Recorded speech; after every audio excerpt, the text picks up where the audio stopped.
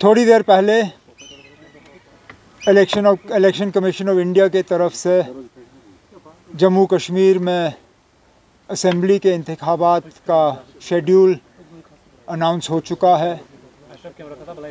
जम्मू कश्मीर के लोग बड़े अरसे से इस दिन का इंतज़ार कर रहे थे। 2018 के बाद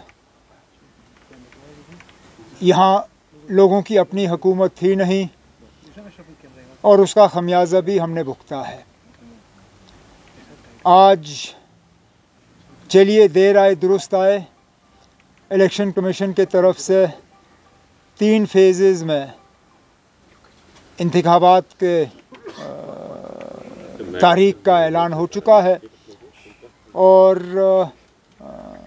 बड़ी जल्दी से जो है ये शेड्यूल जो है समाप्त होगा।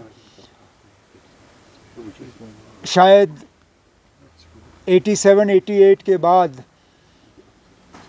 ये पहली मर्तबा है कि इतने कम अरसे के अंदर और इतने कम फेजेज़ में इलेक्शन जो हैं जम्मू कश्मीर में कराए जा रहे हैं। जाहिर सी बात है कि पॉलिटिकल पार्टीज़ के लिए ये एक नया तजुर्बा होगा, लेकिन मैं नेशनल कॉन्फ्रेंस के तरफ से इतना ही कह सकता हूँ कि हम पहले से ही इस दिन की तैयारी में लगे हुए थे और बिल्कुल फौरी तौर हम अपना इलेक्शन का सिलसिला जो है वो शुरू कर लेंगे। इसके साथ साथ इलेक्शन कमीशन ऑफ इंडिया की तरफ से अभी जो मैं उनका प्रेस कॉन्फ्रेंस सुन रहा था, उन्होंने फ्री और फेयर पोल्स पे बहुत ज़ोर दिया। उन्होंने सिक्योरिटी को लेके किसी तरह की पॉलिटिक्स नहीं होनी चाहिए उसका ज़िक्र किया। तो मैं फौरी तौर इलेक्शन कमीशन से गुजारिश करना चाहता हूँ, हम उन्हें एक चिट्ठी भी भेज रहे हैं आज कि लगातार पिछले 24 घंटे में जो बेशुमार यहाँ ट्रांसफ़रें हुई, इलेक्शन कमीशन को उनका फौरी तौर जायज़ा लेना चाहिए। इतने सारे अफसर अचानक ट्रांसफ़र किए जाना, हमें तो शक है कि ये हुकूमत, दिल्ली की जो हुकूमत की पार्टी है बीजेपी, उन्हीं का लगाया हुआ लेफ्टिनेंट गवर्नर है यहाँ पे। बीजेपी को मदद और बीजेपी को फ़ायदा और उनके जो सहयोगी बी टीम, सी टीम, डी टीम है यहाँ पे, उनको मदद पहुँचाने के लिए ये ट्रांसफ़रें कराई गई हैं। इलेक्शन कमीशन ऑफ इंडिया की तरफ से फौरी तौर इन ट्रांसफ़रों पे जो है उनको इनका नोटिस लेके उन्हें एग्ज़ामिन करना चाहिए और जो ट्रांसफ़र्स उनके गाइडलाइन से बाहर हैं उनको रोक दिया जाना चाहिए। और इसी के साथ साथ जो पिछले 1-2 साल में मेन स्ट्रीम पॉलिटिकल पार्टीज़, खासकर वो जिन्होंने बीजेपी और बीजेपी के एजेंडा की मुखालफत की, हम लोगों की जो सिक्योरिटी कम की गई है, कुछ ऐसे लोग हैं जिनकी सिक्योरिटी पूरी तरह से पिछले दिनों विड्रॉ की गई, फौरी तौर इलेक्शन कमीशन के तरफ से इसमें ऑर्डर दिया जाना चाहिए और मेन स्ट्रीम जो non BJP allied political parties हैं उनकी सिक्योरिटी जो है फौरी तौर रिस्टोर की जानी चाहिए। बाकी इलेक्शन के हवाले से जो बातें करनी होगी आगे आगे तो आप लोगों से बड़ी मुलाकातें होंगी तो बात करते रहेंगे। बताइए ना। देखिए, यहाँ से शुरू करते हैं फिर यहाँ तक पहुँच जाएंगे। देखिए ना, जहाँ तक मेरे अपने इलेक्शन लड़ने का सवाल है, हालांकि मैं अभी भी अपनी जगह ये मानता हूँ कि मैं इलेक्शन लड़ना नहीं चाहता हूँ। हकीकत ये है कि तंजीम के अंदर से और बहुत मेरे ऊपर दबाव बना हुआ है। अब मैं अपने तंजीम के साथियों के साथ बैठ के बात करूँगा और आने वाले 1-2 दिनों में किसी न किसी नतीजे पे आ ही जाऊँगा। मेरे लिए मुसीबत ये भी बनी हुई है कि मेरे वालिद साहब, जिनकी उम्र भी बहुत है, तबीयत भी उनकी बीच में ठीक रहती नहीं है, उन्होंने यहाँ तक कहा कि अगर मैं नहीं लड़ता हूँ तो फिर मजबूरन उनको मैदान में उतरना पड़ेगा। ये भी अब मेरे लिए एक परेशानी की एक बात बन गई है। अब साथियों से मशवरा करके, फ़ारूक साहब से बात करके आने वाले दिनों में किसी न किसी नतीजे पे आ ही जाऊँगा। क्या लोकसभा चुनाव के दौरान जो कांग्रेस के साथ अलायंस या इंडिया गठबंधन था? नहीं, इंडिया गठबंधन तो था। मैं आपसे ये शेयर कर सकता हूँ कि कुछ दिन पहले कांग्रेस के कुछ सीनियर लीडर दिल्ली से आए थे। एक राउंड डिस्कशन मेरी उनके साथ हुई थी इस बात पे कि क्या हम मिलकर इलेक्शन लड़ सकते हैं या नहीं, लेकिन बदकिस्मती से वो यहाँ बिना हाईकमांड के अपने हाईकमांड के किसी इंस्ट्रक्शंस लिए बिना यहाँ आए थे, तो हम उस डायलॉग को आगे ले नहीं पाए। अगर आज कांग्रेस के पास कोई कॉन्क्रीट सजेशंस हैं या उनके पास कोई कॉन्क्रीट आइडिया है जिससे कि हम मिल बैठ के कोई अंडरस्टैंडिंग कर सकते हैं, तो हम ज़रूर उनसे बात करने के लिए तैयार होंगे। 2 दिन पहले नेशनल कॉन्फ्रेंस के सदर फ़ारूक अब्दुल्ला साहब ने कांग्रेस के कुछ सीनियर लीडरों से टेलीफोन पे भी बात की थी इस सिलसिले में कि बातचीत के लिए जो है हम एक रास्ता खोल दें। अब इलेक्शन तो अब हमारे सिर पे है, ज़्यादा वक्त रहा नहीं, अब देखते हैं इन दिनों में हम क्या कर पाएंगे। क्या बाकी किसी पार्टी से गठजोड़ की कोई उम्मीद?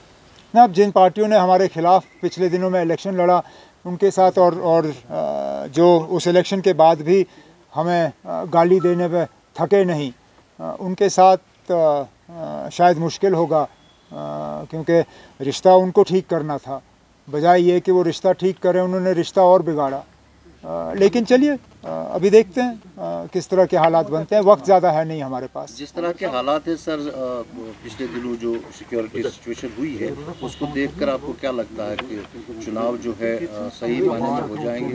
ना, बिल्कुल क्यों नहीं होंगे।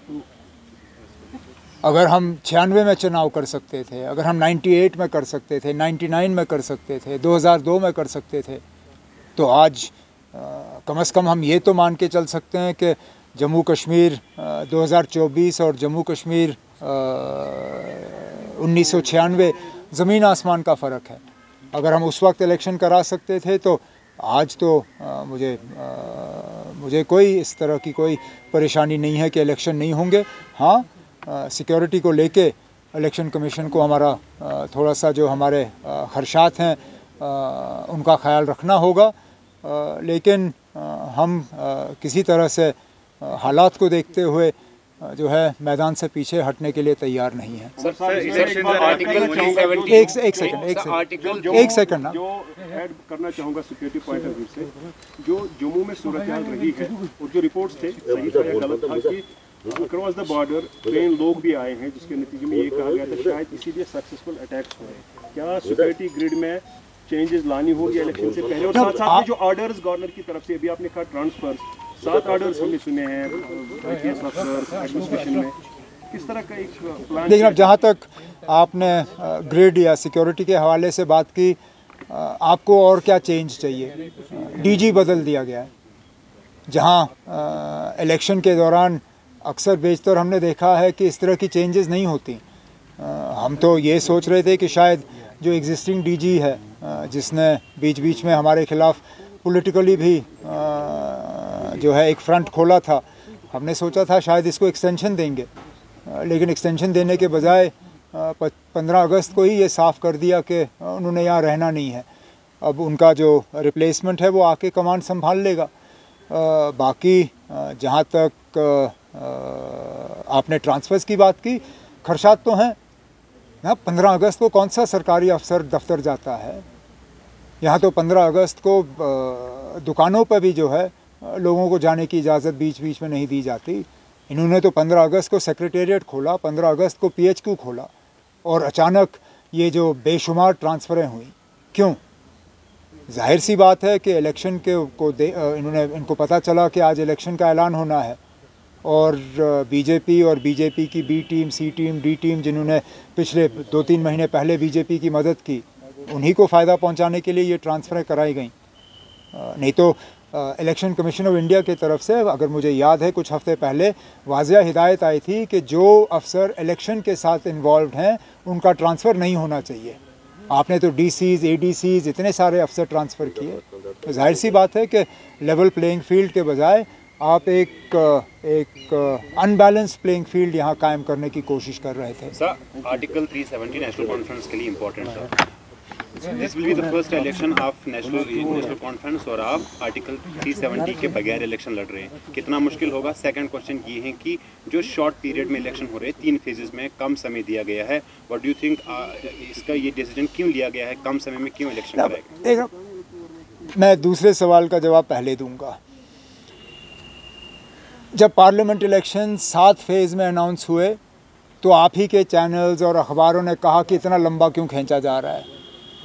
अब जब 3 फेजेस में यहाँ इलेक्शन हो रहे हैं तो ये पूछा जा रहा है कि ये क्यों किया जा रहा है। अब देखिए साहब, दोनों तरफ से तो हम शिकायत कर नहीं सकते। अगर वो ज़्यादा लंबा था 5 फेज़ हमारे लिए, तो फिर हम 3